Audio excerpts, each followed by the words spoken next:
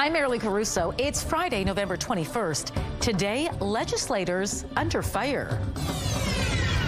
Yesterday, we saw them continue to perpetuate harms and division in our communities. Why the Premier is criticizing some PC MLAs for their actions in the legislature and how their leader is responding. Also today, costly medication. There's no question that Manitoba Health should be covering this drug. A Manitoban's plea for life-changing medication, what the province will do to help. Plus, moving forward, why a judge will hold a hearing before the inquest into an inmate's death behind bars.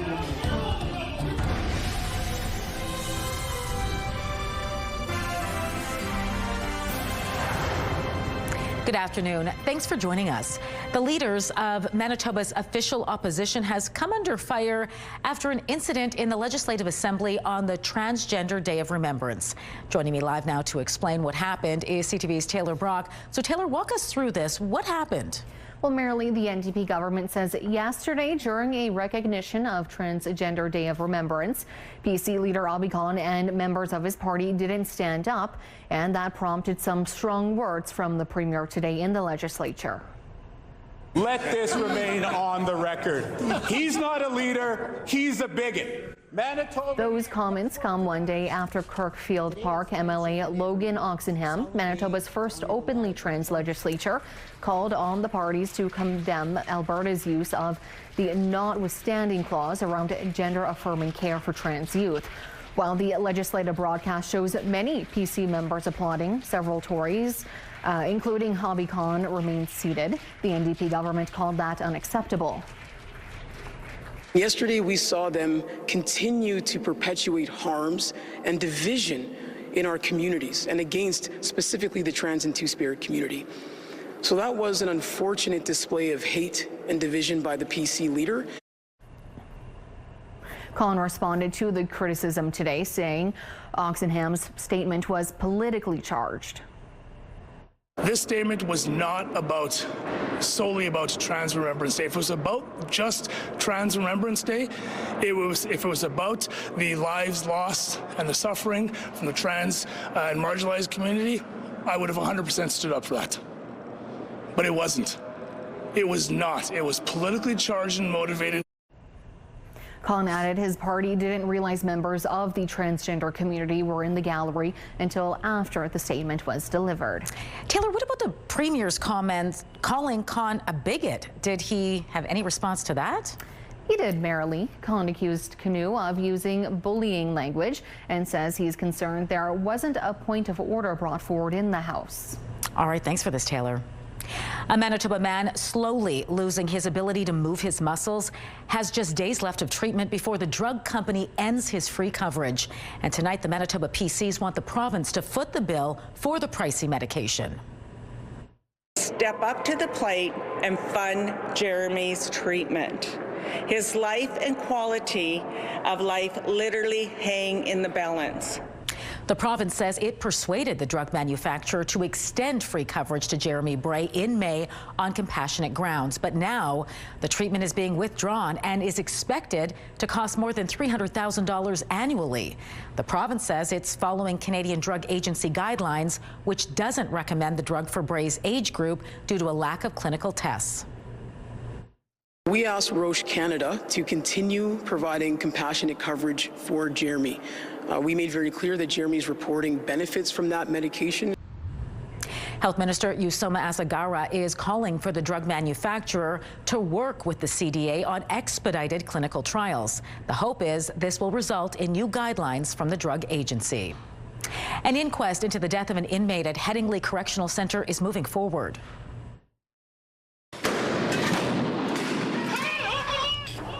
45-year-old William Amo died in February of 2021, 7 days after a chaotic confrontation during which he was put into a restraint chair and ultimately suffered cardiac arrest. His death was ruled a homicide, and one corrections officer went on trial charged with criminal negligence causing death and failing to provide the necessities of life. He was found not guilty in September of 2024. An inquest was called in July of this year, 9 months after the criminal case appeal window closed. Before it can begin, however, a judge will determine who can take part in the process. That hearing will be held on December 23rd. Valor FC, Winnipeg's Canadian premier soccer franchise, is no more. The team has officially suspended operations. The soccer team played its first game back in 2019. Now, 6 years later, it's done. Valor FC, which is owned by the Winnipeg Blue Bombers, says it will meet all contractual obligations to players and staff until the end of the calendar year. All players under contract past this season will automatically become free agents or return to their parent clubs. The team says fans with credit on their ticket accounts will get full refunds. Let's bring in Colleen Brady now and get a first look at our Skywatch weekend forecast. How's the weekend shaping up? Well, if you love temperatures like 10 degrees above normal, Marilyn, I know you do, you're going to like the forecast this weekend. But enjoy it while it lasts. Things are going to be changing before too long. I'll show you how coming up. But let's take a look right now through the Bath Fitter Live Eye. Bath Fitter, your bath and shower experts for more than 40 years. In Winnipeg right now, partly cloudy at 0. Winds out of the south-southeast at 12 kilometers an hour. The pressure's falling and the humidity is 73%. Out in traffic on this Friday afternoon, a live look at Portage Avenue, east and westbound in front of Polo Park, moving well. But that eastbound traffic, once it gets just close to Maryland, it's going to encounter emergency crews on scene. Stick to your left if you're planning on heading up toward downtown along Portage soon. Like it's some way to inject some sort of meaning into this really senseless and weird and awful situation. Giving back after being given the gift of more time following a tragic car crash. The impact of blood donations in life and at the time of death.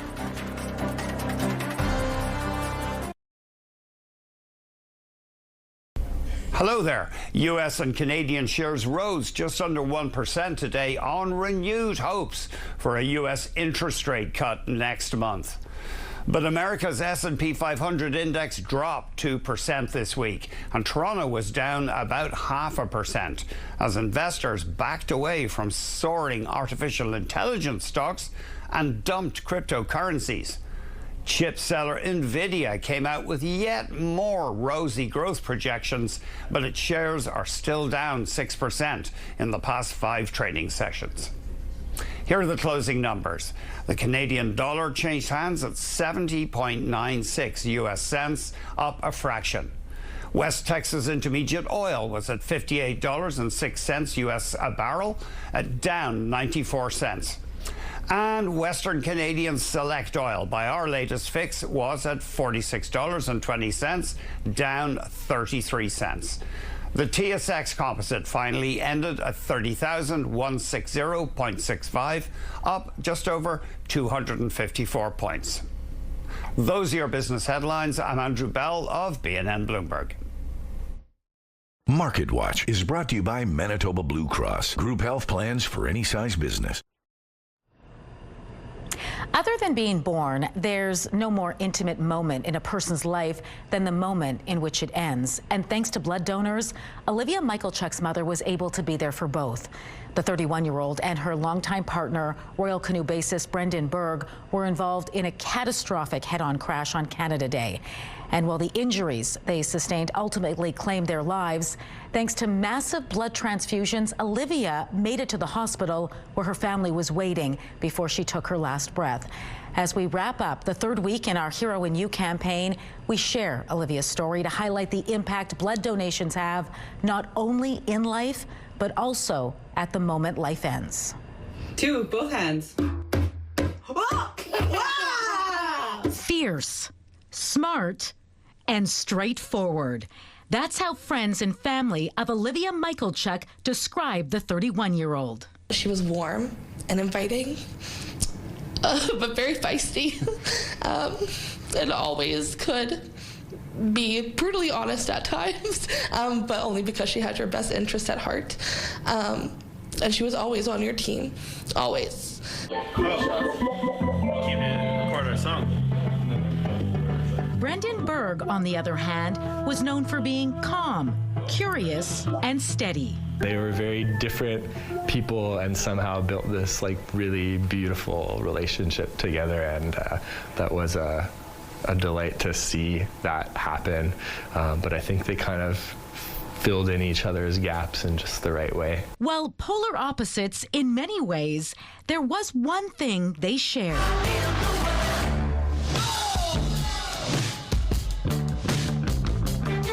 A love of music. Brendan, the bassist of popular indie pop band Royal Canoe.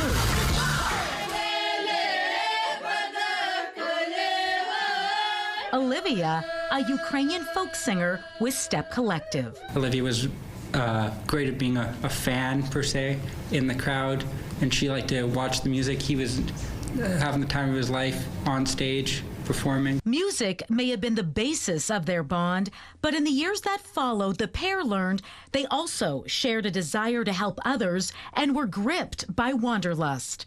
So when they headed out on the open road this summer, looking to do some camping and celebrate Canada Day, what followed was unthinkable.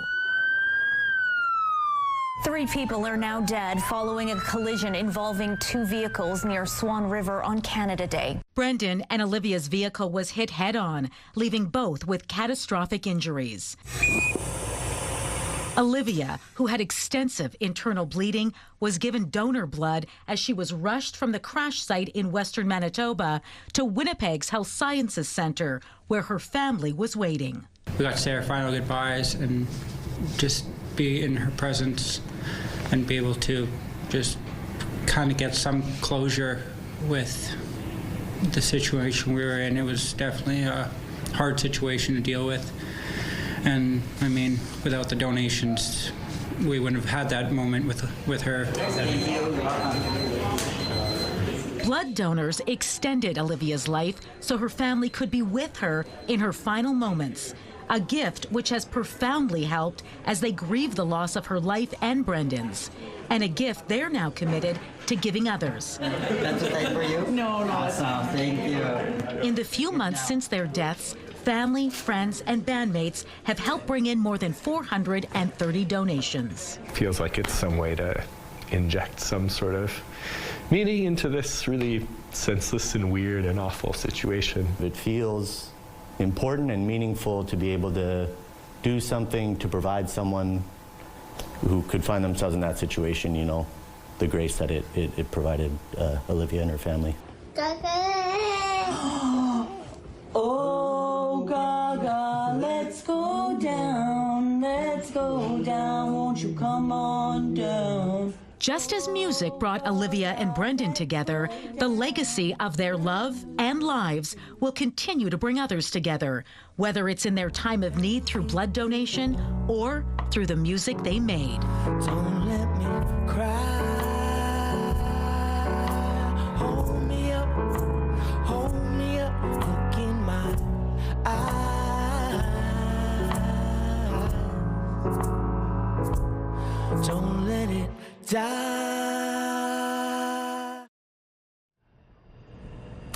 Each one of us has about 5 liters of blood in our bodies. When we donate blood, a little less than half a liter is taken. Olivia received enough blood transfusions to replace her blood volume twice over, which is why every donation is so important. This month, we are asking you to be a hero as part of our Hero in You campaign and book an appointment to donate blood. We started this month aiming to fill 1,236 donation appointments, and thanks to your help, we're almost there. Just 111 appointments still need to be filled. So if you haven't already, be a hero this month and book one of those remaining appointments. You can do that online at blood.ca or on the Give Blood app. You can also call 1-888-2DONATE to make an appointment over the phone. And when you do donate blood, make sure to take a photo in front of the Hero in You sign at Canadian Blood Services and share it with us. The photos on your screen right now are just some of the heroes who've helped us out so far. A lot of us are thinking about buying local, about buying Canadians. Turning the focus inward, the special exhibit at the Winnipeg Art Gallery and what it celebrates.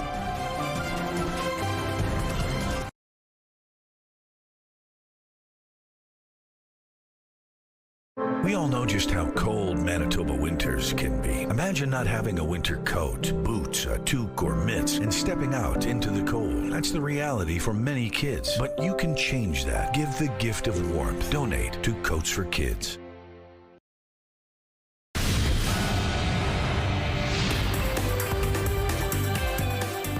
Spotlight, sponsored by the Casinos of Winnipeg, presenting Christmas with Johnny Reed.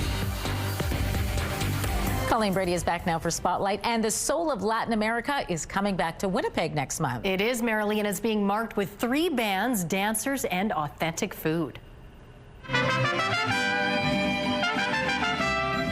The Viva Manitoba Festival is coming to the West End Cultural Centre on December 6th. The event features the Kirubande All-Star Salsa Band, an authentic mariachi band, and performances from the Latin Roots Winnipeg Dance Company. You can also indulge in a delicious array of food and drinks representing Latin American cuisine. The family-friendly festival is returning after a sold-out show earlier this year. Showtime is at 8 p.m. and tickets are available on the West End Cultural Centre's website. A new exhibit at the Winnipeg Art Gallery is placing our attention on local artwork. That's right, Marilee. Now, the display comes amid trade disputes and discussions on cultural sovereignty. This show was really kind of taking that idea of wanting to be close to home right now. We want to support ourselves, strengthen our community, but without being closed off to the world. Staycation, the art of being here, is on now, featuring over 100 artworks by mostly Manitoban artists from the gallery's permanent collection. The pieces of art span across 5 decades and highlight Manitoban themes such as places, representation, and spirituality. Guided tours of the exhibit are offered next month during the first week of January as well. The interaction between man and machine is the theme of an upcoming music festival. It sure is. Now, it's all part of the Winnipeg Symphony Orchestra's new music festival, which is set to take the stage in the new year. In its 35th year, the festival will showcase works by influential composers along with up-and-coming composers. This year, the works explore creativity and humanity in the age of technology, with acclaimed Greek-American composer Christopher Theophanidis,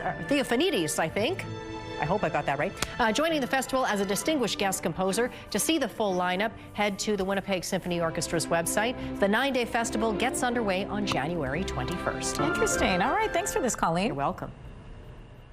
Your primetime lineup features Happy's Place at 7. At 7:30, it's Georgie and Mandy's First Marriage. Hell's Kitchen comes your way at 8, followed by Boston Blue at 9. It's all right here tonight on CTV.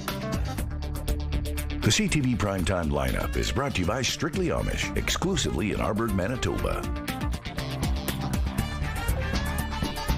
A live look at Notre Dame. Traffic stop for the light there. That incident at Portage Avenue involving emergency crews attending to it just before Maryland.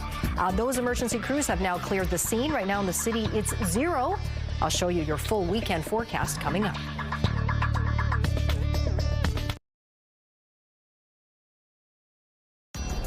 Women's clothing provided by RW & Company. Salon services provided by S&T Spa Salon.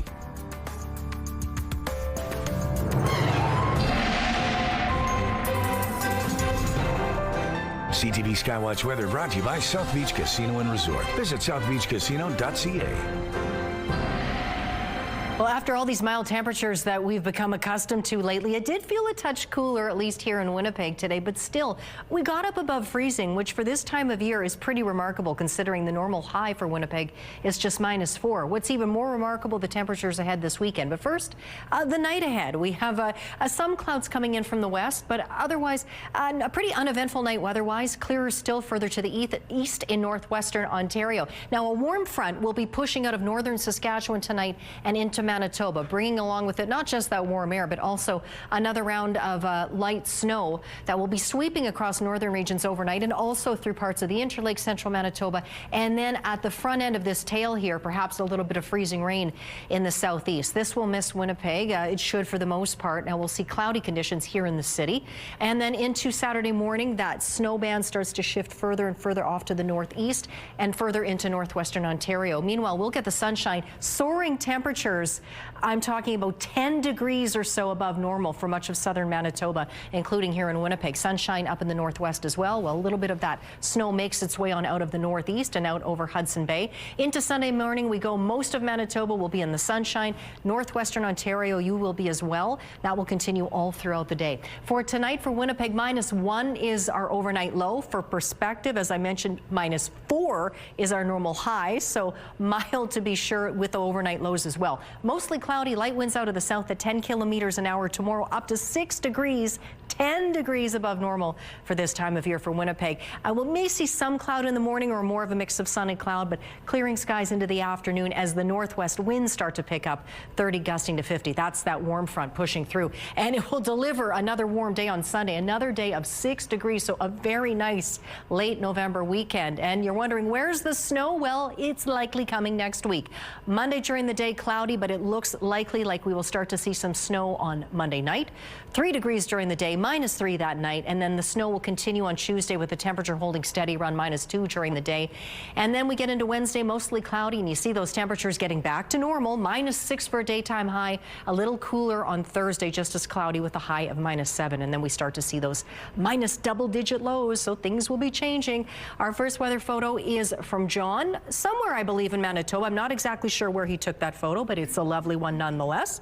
And this next one is from Darlene of the sunset with those ominous but very cool looking cloudy skies. That was out in Inwood, Manitoba. Send us your photos to winnipegweather@ctv.ca, and please do let us know where you took them. The CTV Skywatch Pick of the Day is brought to you by the Manitoba Chiropractors Association. We've got your back. A band is proving age isn't a barrier to getting on the big stage. This rock band is made up of 13-year-old musicians, and they're hitting the stage at the West End Cultural Center Sunday.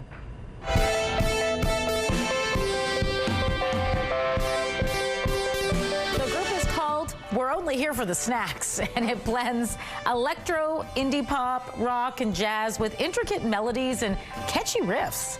The Winnipeg teenagers will be joined on stage by some of the city's best young bands, including Paradise on Fire and Cola Pop and the Soda Cans. Showtime is 5 p.m. Tickets are available now on the West End Cultural Center's website. They sound great. Good for them.